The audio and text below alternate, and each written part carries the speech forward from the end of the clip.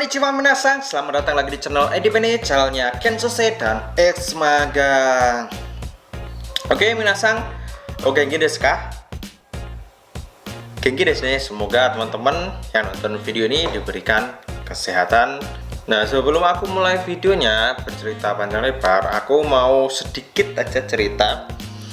Kemarin aku sempet nganterin salah satu siswa dari LPK TBK untuk ikutan tes seleksi IM Japan di Ponpes Jombang. Nah, tapi seleksinya sih dibiarkan Jombang ya. Mungkin teman-teman ada yang nonton video ini ikutan seleksi di sana kemarin, karena pada saat seleksi itu ya lumayan ada yang kenal juga channel Edipeni dan sedikit menyapa ya.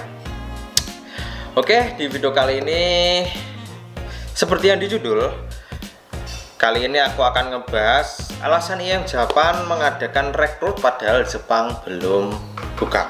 Nah, menyambung lagi seperti aku kemarin tuh nganterin tes seleksi IM Japan di Jombang ya.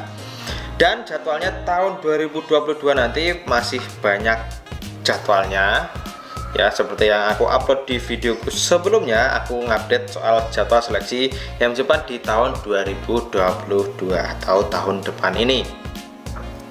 Nah, di sini akan aku sedikit ngebahas soal alasan ya, kenapa sih kok padahal Jepang ini belum buka tapi IM Japan sendiri terus mengadakan seleksi. Kira-kira kapan berangkatnya? Terus perkiraan berapa lama sih prosesnya? Jadi buat teman-teman silahkan simak video ini sampai selesai. Nah, di video kali ini aku akan ngasih 3 alasan saja dan akan aku sebutin dan aku jelaskan secara singkat. Yaitu yang pertama, Jepang sangat membutuhkan pekerja dan terutama training atau jisuse dan pekerja lainnya. Nah, seperti yang teman-teman ketahui, untuk saat ini pemberangkatan kerja ke Jepang masih belum bisa, dan pihak Jepang pun di sana sangat membutuhkan pekerja, sampai-sampai yang jadwalnya pulang ke Indonesia tidak boleh pulang dan memperpanjang kontraknya untuk sementara sekitar 6 bulan, bahkan 1 tahun, bahkan 2 bulan ke depan langsung diadakan kontrak untuk memperpanjangnya. Nah, alasan itu mengapa IM Japan itu terus mengadakan seleksi dan memperbanyak calon pemagangnya melalui seleksi-seleksi ini. Seperti yang teman-teman ketahui, untuk tahun 2022 nanti ada banyak sekali tes, yaitu di 7 daerah, dan bahkan nanti kedepannya mungkin ada jadwal selanjutnya. Karena yang aku update kemarin di tahun 2022 itu hanya sampai bulan April. Kemungkinan bulan-bulan selanjutnya masih akan ada seleksinya. Terus alasan yang kedua yaitu kuota job sudah terpenuhi sehingga membutuhkan kandidat baru ya. Nah, mungkin teman-teman yang belum tahu, di sini akan aku sedikit jelasin. Karena sistem IM Japan itu menerapkan sistem kuota. Nah, dari pihak IM Japan dari Jepang itu memberikan job order ke IM Japan yang di Indonesia. Nah, disitu banyak sekali listnya, entah berapa ribu orang, berapa ratus orang. Dan yang kemarin, yang senpai-senpai kalian atau yang sudah rekrut duluan, yang sudah dapat CO, yang sudah pelatihan nasional itu, istilahnya job ordernya, kuotanya sudah terpenuhi, tinggal berangkat aja. Dan sekarang karena kuota itu terpenuhi, maka IM Japan yang Indonesia mengadakan seleksi lagi untuk memenuhi kuota permintaan dari IM Jepang yang di Jepang. Jadi untuk memenuhi kuota agar nanti apabila Jepang buka itu bisa terus mengirim peserta magangnya tanpa terjeda 1 bulan pun.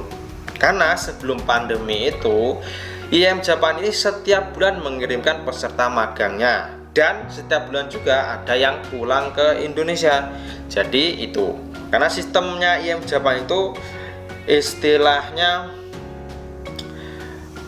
teratur, terukur, jadi terprediksi dari bulan ini sudah terencanakan, dan tidak mungkin untuk istilahnya sampai kekurangan kuota. Jadi yang Jepang ini takut kalau kuotanya habis, tidak bisa mengirim apabila tiba-tiba Jepang nanti buka. Nah itu ya untuk poin yang kedua, yaitu kuota job sudah terpenuhi sehingga membutuhkan kandidat baru. Terus alasan yang ketiga yaitu IM Japan memprediksi tahun depan Jepang akan membuka pintunya. Jadi IM Japan sudah memprediksi kalau tahun 2022 nanti pandemi mereda dan Jepang membuka. Walaupun sekarang ada varian Omicron, tapi pihak Jepang sudah mempersiapkan sedemikian rupa. Jadi IM Japan memprediksi untuk tahun 2022 nanti Jepang buka, dan saat Jepang buka nanti IM Japan sudah siap atau kuota-kuota sudah terpenuhi, jadi bisa memberangkatkan calon pemagang atau peserta magang nanti tiap bulannya. Nah, itu tadi adalah 3 alasan kenapa IM Japan sampai saat ini masih mengadakan seleksi padahal Jepangnya belum buka. Yaitu tadi 3 alasan yang istilahnya bisa kita terima dan sangat jelas alasannya. Ya, jadi itu. Nah, di video kali ini juga aku seperti biasa akan menyampaikan sedikit motivasi atau sedikit nasihat sebagai salah satu senpai kalian yang sudah pernah magang ke Jepang.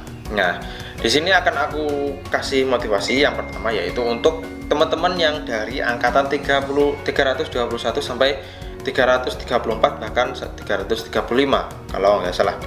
Jadi buat teman-teman peserta magang calon dari IM Japan yang sudah melaksanakan proses dan siap berangkat, tetap bersabar, tetap kerjakan mondai bahasa Jepangnya terus ditingkatin. Jadi apabila Jepang nanti buka, kalian sudah siap bahasanya dan segera berangkat ke Jepang. Di sana bisa berkomunikasi dengan lancar dan bisa ambil tes bahasa ataupun bisa nanti agar bahasa kalian menjadi bagus.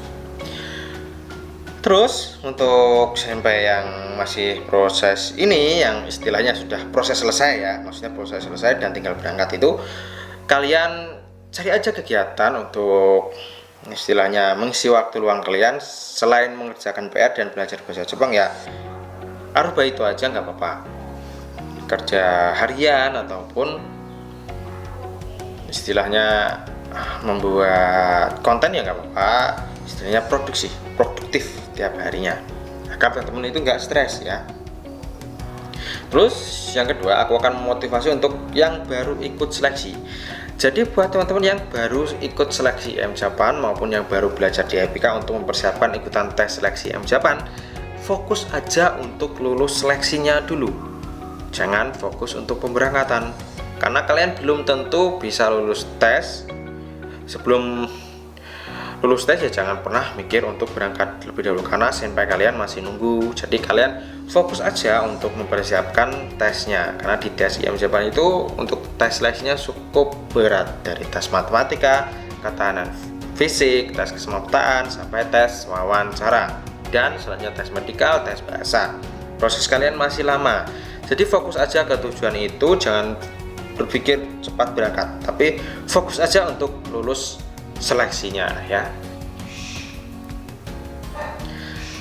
Nah, itu tadi adalah penyampaianku soal alasan kenapa IM Japan terus mengadakan seleksi, dan di video ini juga aku menyampaikan beberapa motivasi buat teman-teman untuk tetap bersabar ya, untuk bersabar dan tetap semangat.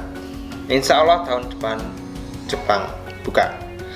Jangan ngedrop, jangan ngedown, tetap semangat, fokus ke tujuan kalian. Karena untuk ikut seleksi IM Japan atau untuk lulus ikutan peserta magang dari IM Japan ini, kalian harus siap mental dan energi kalian, fisik kalian, pikiran kalian untuk ikutan tahapannya, karena tahapannya sangat lama. Jadi buat teman-teman yang mentalnya tempe, istilahnya gampang nyerah, jangan sekali-sekali ikut tes seleksi IM Japan ya. Oke, untuk video kali ini cukup sampai di sini. Mungkin ini beberapa patah kata yang hanya bisa aku sampaikan dan teman-teman bisa termotivasi dan tercerahkan agar teman-teman tidak ragu untuk ikutan tes seleksi IM Japan. Karena untuk sampai saat ini menurutku untuk proses ke Jepang yang sangat terpercaya dan terstruktur ya hanya IM Japan. Kalau swasta kan memerlukan biaya yang banyak. Terus kalau SSW itu ya membutuhkan waktu yang lebih panjang lagi untuk belajar bahasa Jepang dan belajar skillnya. Belum lagi nanti matching job itu sangat sulit. Nah, yang sangat istilahnya mudah dan transparan dan terukur terencana hanya IM Japan. Jadi aku saranin buat teman-teman yang ingin kerja ke Jepang di saat masa seperti ini, ya ikutan aja seleksi IM Japan. Mumpung seleksinya masih ada, jangan berpikir berangkatnya dulu, tapi lulus seleksinya aja. Nanti setelah lulus seleksi baru mikir bahasa Jepang dan berangkatnya. Oke, untuk video kali ini cukup sampai di sini. Itu saja yang bisa aku sampaikan. Di sini juga aku sedikit sampaikan kalau nanti ke depannya atau entah besok atau besok lusanya aku akan bikin konten seputaran pembahasan tes seleksi IM Japan di Jombang kemarin.